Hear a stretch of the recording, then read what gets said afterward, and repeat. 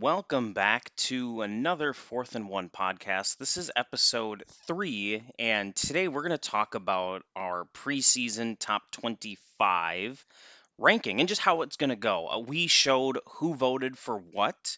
Some people have said they'd rather just kind of keep it hidden for mystery and stuff, but since it's already out, I think this is a good time to just show how I built this. How things are working, just in general, what the process will be, and just kind of the breakdown and talk about each team as well. So let's start. I guess we'll just start with the construction of this. This is done by a series of VLOOKUPs and ifs and all of that. So back here, just hidden is just kind of the VLOOKUP for teams with their conferences. Nothing too crazy to go into here.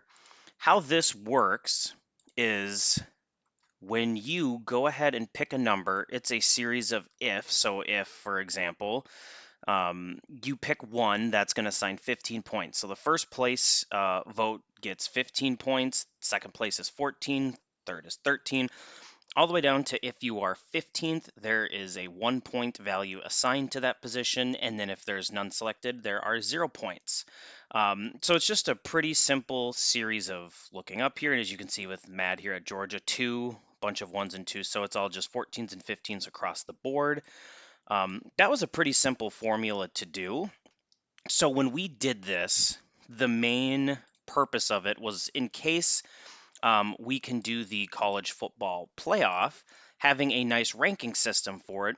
And we changed this with the top 4 seeds, then the next 12 teams, including one which would be another conference champion, and then those receiving votes, or I guess we had like the first 3 out, stuff like that kind of organized there.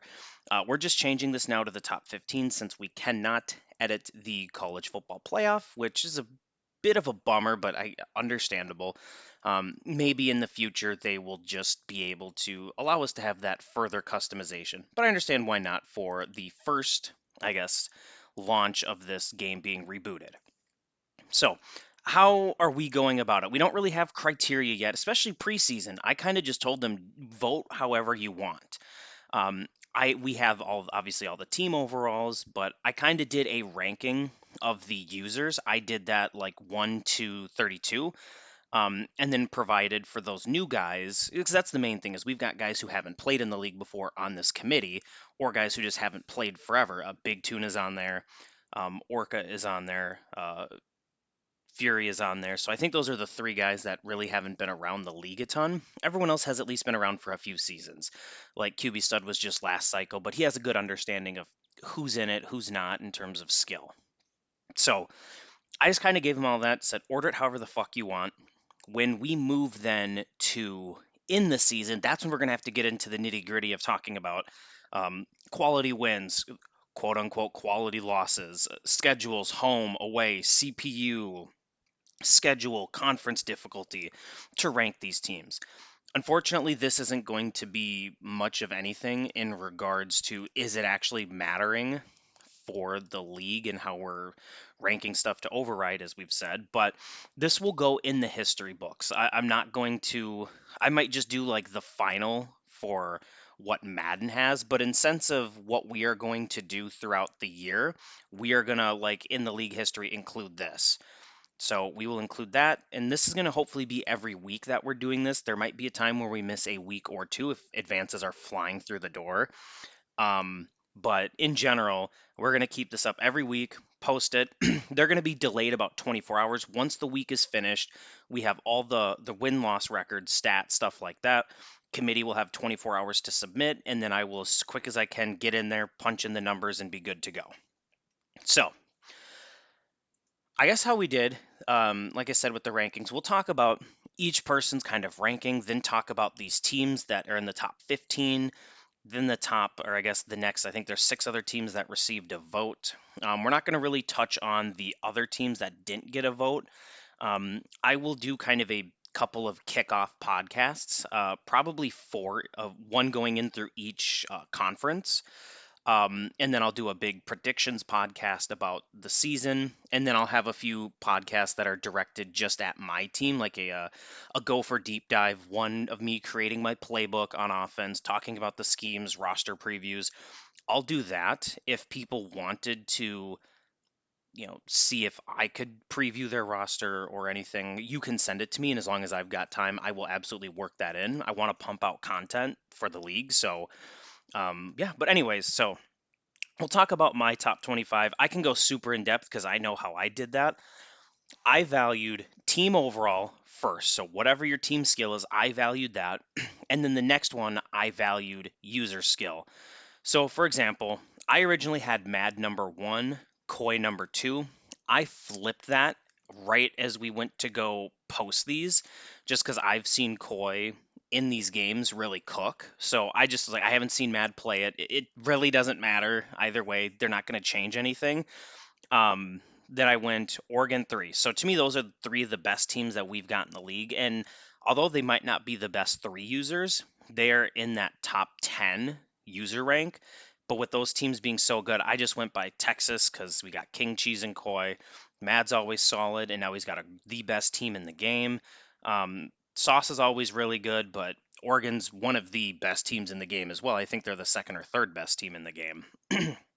So, as we talk about good teams, high overall, not making it. Let's talk Alabama.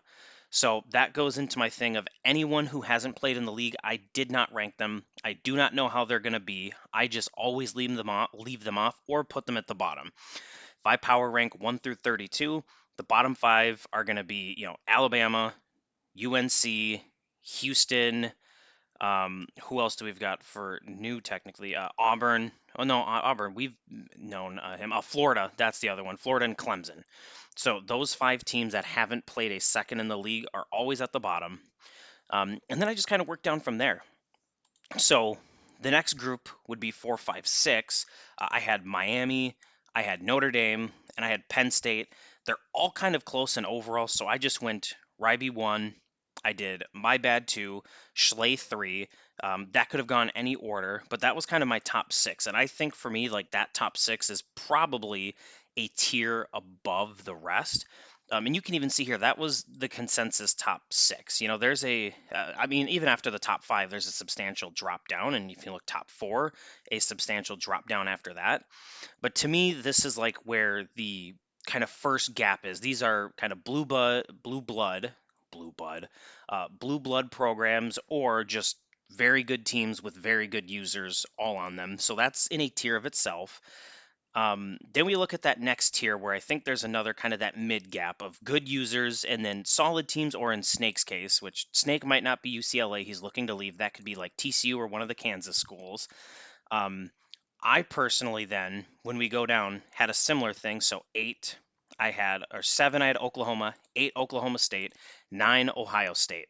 So I put those simply because of Ohio State's roster being one of the best in the game. Jerry and QB Stud, both very good users, both have solid programs and solid teams. So they went next. This is where I disagree. I don't think Snake should be top 8 or 9. Granted, I have him 2 slots lower. I had him at 10. For me, I just don't think he yet quite should be in there, especially whatever roster he gets is going to be so low. I think people have to consider that aspect here. So I put him at 10. Then I went 11. I went Florida State. Roscoe's a solid user, pretty good user. He's in our top 12 where we, kind of spread them out of 3 good users in each conference. I keep saying division like it's fucking Madden. That's going to piss me off. Then I put myself Minnesota at 12, right above Rob, just because I think Minnesota and Cincinnati's roster is higher. I had Wisconsin 14, LSU 15. I could argue those two should be above Rob and Rob and I should be 14, 15, just because of Wisconsin and LSU having significantly superior rosters and home field advantages. But that's where I kind of went a little bit of user over team. But that was my top 15. I think in general, it's pretty spot on. I don't think it's too bad. I guess the only difference in this one here is I just swapped Alabama and Cincinnati, not exactly this order, but I had 14 of the top 15 teams in here. I could have probably put Alabama if I didn't really have my rule of not putting new users in a top ranking. But nonetheless, that's pretty much it. Everyone else kind of was there. We all had basically mad. He almost had a unanimous sweep until I decided to change last minute. The only contrarian was Vapo, who's just the world's biggest contrarian. Love you, Vapo. But again, you look here, only person to not rank Minnesota, only person to rank USC. One of three people to not rank Bama. Me and QB Stud are part of it. Um, only person at that time not to rank Mad there. One of two people to put Michigan, so another one. One of two people to put Tennessee. One of two people to not put Wisconsin. So that's just kind of Vapel. He's going to be the contrarian outlier votes to balance some things and offer a different perspective, which is great. So that was one there. A lot of people did put Bam, and they ranged. Like Fury put him number 3 for whatever reason, but a lot of people had 7s, 11, 10, 14, stuff like that. Fury voted for himself at 15. No one else did. Cincinnati had a lot of low people, and that's why they received votes. They just didn't get consistently enough actual top 15 votes. Like even if you look at Minnesota, 12, 15, 13, 13, 12, 12, 15, only one vote, single digit number wise. But if you're at least getting those votes across the board consistently, you'll be in that range. But that's just, why Rob did it. He's got, half the people didn't even vote for him anywhere. So same with Florida State. Again, they made it, but they also had a 9, a 10, or excuse me, a 9 and two 11s, and a 12. So they had a few more points up there. But that's why they got it and over Rob, just had a few higher placed votes. But even though, again, 5 out of the 11 people didn't vote for him, stuff like that. Whoa. Whatever the hell that was. So, Michigan only getting 2 votes, kind of expected. Good team, don't really know the user, and that was a lot of it. Any other outliers sticking out here? Not really. Tuna, for example, some of these new voters, he did pretty solid, I think. He had Georgia 1, Texas 2, Oregon 3, Penn State 4, UCLA 5. He did put Snake pretty high, and a lot of people did. This is where some people, let's talk about Snake real quick. So, Snake here, so he had 10, 11, 10, 12, 5, 5, 8, 7. So kind of in the mixed range. We had some people put him lower, but then he got a few top 5 votes. He got one from Tuna, one from Dove, one from QB Stud, a couple of top 10 votes, Vapo, Orca, Fury, and then guys like Rob, me, Coy. We all put him at Ryby. We all put him kind of not in that top 9. We put him a little bit lower, as did Wookie. So kind of the older heads putting more roster talent than user for Snake, which I think is fair. But again, Snake's the best user here. If you want to put him up near the top just on that alone, totally valid and fair. So let's kind of flip in talking about each team quickly and kind of the outlooks. So we kind of talked about the top, I guess, like 5, 6 area. We're just going to go top 5 for here. You could even argue like just top 4, but for the sake of this, we'll go top 5. So you should have in here the 4 top seeds and division winners. So you've got an SEC, the top SEC team, the top Big 12 team, the top Big 10, the top ACC, and then the SEC quote unquote runner-up second place here. So you should be looking at the 4 conference champs and then the top 4 seeds for our purposes here. So that's how it should work out and go. Georgia obviously looking to push undefeated, if not one-loss team heading into the conference championship week. Same with Texas. They should both be looking for that. They're on a collision course for the SEC championship, unless Oklahoma, Alabama, LSU, etc., have anything to say about it. Again, ACC teams, if we wanted to go top 6, Miami, Notre Dame on that collision course to see who gets it. Big 12, Oregon looking like they're running away with it by these polls, and same with Penn State in the Big 10, the next closest ranked team. I think that's the biggest gap we've seen is Penn State down to Ohio State. People really valuing Schley with Penn State, and then for example, Wonka, Ohio State, they're getting lower because it's Wonka. Say me, Snake, Schley, whoever else would be Ohio State, they'd be up in that top 3 or 4 for sure. Again, me and Minnesota. Minnesota's just such a rough team, rough roster starting out. They're definitely the way down. Wisconsin's getting brought down probably just due to Dr. Turtle being the user. No shade, just not a top 5 user. So that's where we're kind of getting that little bit of a gap. Same with Big 12, though. You're getting a little bit of a gap with Snake and Oklahoma State far down. That's a 6-7 gap between teams. Whereas ACC, you got 2 top contenders, SEC 2 top, and then a little bit of a spread. So what we're going to kind of do with this, again, Georgia, we talked about those top 5 teams. So then what we're going to do is we're going to go through this next tier. We will skip Miami just because they're competing there. So these are going to be that range here, 7 through 15. The guys, for the most part, fighting for, the final 6 slots or 7 slots. So there's going to be 7 slots because you've got the 4 conference champs, the 1 CPU conference champ, then the 7 at larges. So these are going to be guys making a push for that. Um, Essentially, how it'll work with us force lossing, force winning teams to get the results we want for a user college football playoff.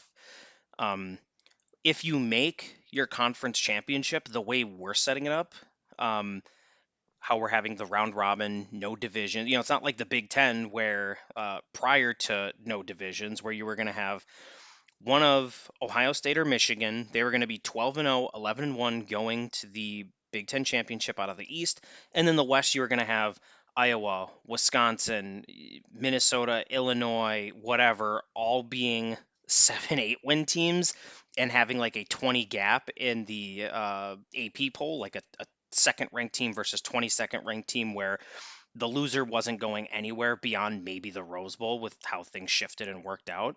But in here, where it's that round robin style, you're getting the 2 best teams that are in there. So by default, the 8 teams in the conference championships are most likely making the college football playoff, with the winners getting the bye. The next 4 teams most likely hosting a playoff game, and then playing for seeding along the bracket and all of that stuff. So that's what we're going to see. You're going to see Oklahoma, Snake, whether he's UCLA, TCU, either of the Kansas schools, competing. Oklahoma State, Alabama, Ohio State, LSU, Minnesota, Wisconsin, Florida State, and even some of these teams, Cincinnati, Michigan, Tennessee, etc. They're all going to be pushing for that. The key is going to be, out of conference doesn't matter, but that can help push you up the ranking. Because again, this ranking's not determining it; it's the actual in-game ranking. So we're going to see how is the strength of schedule. Are people breezing through with an easy schedule? Are they scheduling tougher opponents, suffering a few losses, which pulls them down? It's kind of a wait and see approach. We're not sure exactly how it's going to work, but those are going to be the main teams competing. Especially for that final 2 slots here. For the 11th and 12th seed, it's probably going to come down to, LSU, Minnesota, Wisconsin, Florida State, Cincinnati. Those are going to probably be those 5 teams fighting for the final 2, maybe 3 slots. LSU and Wisconsin do play. Is that going to be a tiebreaker? Minnesota, Cincinnati play. Is that also a tie-breaking game? I don't know Florida State's out of conference schedule off the top of my head, but between the Glove Bowl, Minnesota, Cincinnati, though the winners of those games could get the nod for those final couple of slots. So it's going to be a fun ride for sure, to just see how it all goes. There's going to be a lot of madness in those final few games. Minnesota, Wisconsin also play, obviously, for the Axe. So, that could, say Minnesota wins against Wisconsin and Cincinnati, and Wisconsin also plays Cincinnati. So, say Minnesota goes 2-0, Wisconsin goes 1-1, losing to Minnesota being Cincinnati. Cincinnati goes 0-2. Cincinnati's out of that running. Say Wisconsin sweeps it. Minnesota goes 1-1. But Florida State goes 2-3-0 in some of their non-conference or big conference games. Maybe that gets them the edge. So overall, it's going to be a fun race. Those final 3 weeks, maybe 4 games, the back third of the season, it's going to be total chaos and mayhem. It's going to be just absolutely thrilling to watch, for the first time, at least for this format. You get a little bit of the NFL with the seeding and stuff, but overall, it's just going to be mayhem and chaos that I don't think any of us have really seen before. in, our kind of franchise. So, kind of in the middle of doing this, we had the official word that Snake did change his team from UCLA to TCU. So I just quickly went and updated that. That doesn't impact our votes or anything like that. Not like he went from UCLA to Ole Miss, Alabama, Texas A&M. Oh, and yeah, another one I'll need to update. Frosty isn't BYU, but yeah, he got no votes, so I don't care. He probably won't ever get a vote. Anywho, though, so we'll kind of wrap this up. This is going to be how the top 25 works. We might at some point filter guys out if some guys want to come in and participate. It's kind of demanding in the sense of we do kind of require a quick response, doing some research, turnaround on it, but it's all to pump out more content. Um, what we might do each year, so we might break down the preseason. I'm not going to do a podcast for each drop. That's just way too much. What we might do is a year review and kind of see how the polls changed. Because if we look like, I don't know, in like the ultimate history, so far for our top 15, we've got like the preseason, the week 4, week 8, college football playoff, final poll. We might tweak this a little bit and just kind of talk at least, like, maybe do it every couple weeks. We've got one here just so we can review. Hey, someone started off 1 and then they, stayed at 1, fell down with a loss, and just kind of look at the way things have, structured and fluctuated, all that. Sorry, I guess fluctuated, not structured, but fluctuated throughout the season. So that's kind of what we'll do. Um, if you guys have other suggestions of content you'd like to see, like I said, if you want to do a review of your roster or team, let me know. I'll see if I can get to it. I'm going to do mine first off, and then we'll look at a few other teams. Say like maybe 2 or 3 teams. We'll go ahead and take a look. The next one that we'll be probably doing podcast wise, um, we're probably going to look at my offense and the creation of that and just going through some stuff. If people want to see other types of things again, let me know and I'll put them out. So thanks for watching, everyone.